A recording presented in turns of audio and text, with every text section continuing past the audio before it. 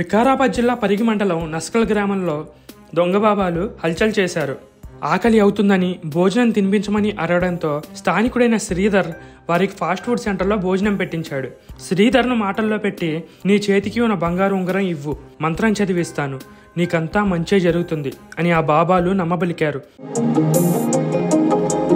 ఉత్సాహంగా ఉల్లాసంగా చదువు సాగాలి, గొప్ప గొప్ప ఉద్యోగాలు సాధించాలి. Vignan deemed to be university.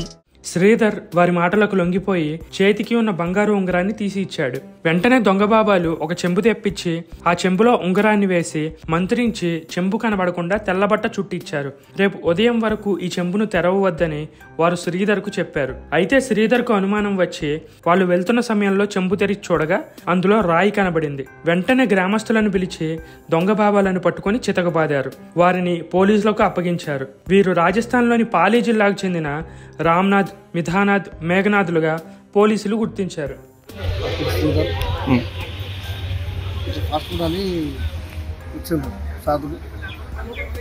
సాధులు వచ్చి శంకరమాత జయంతి వచ్చి పాస్పోర్ట్ అడిగిండ్రు. మా అబ్బాయి ఉండే పాస్పోర్ట్ ఇస్తే తిన్నారు. తిన్నాక మా అబ్బాయి ఎవరు వచ్చిండ్రు అంటే బయటకు వెళ్ళాను. నాకు జ్వరం చింతం అనుకున్నాను. బయటకు వెళ్ళేసరికి తిన్నారు. తిని నాకు కౌంటర్ దగ్గరికి వచ్చింది. మేము స్వామి తుర్కలో మాట్లాడాము. స్వామి अच्छा करते तुम लोगों को सब अच्छा ना बोलने के बाद क्या बोले, घर में जाएंगे बोल के बोले।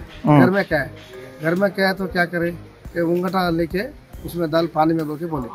डालने के बाद क्या करे, रस्सी बना తాడుగట్టు మందు తాడుగట్టు మనకి ఏమైంది, నువ్వు పొద్దుగాలది ఇప్పుడు మా సెంబు దిగాక ముట్టకని చెప్పింది. నేను నాకు డౌట్ వచ్చింది.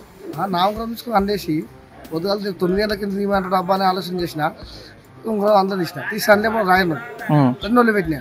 నొల్లి పెట్టేసరికి ఉంగరం ఇచ్చి దొంగని పోతున్నారు. పట్టుకుని కొరగల ఇంత శాఖలాగా రాడుండే కుట్టి వెళ్ళిపోయిన కింది కొరిగినాయి. కింద పడ్డ వినరు ఉండే హోటల్లో పోయి పట్టుకున్నారు.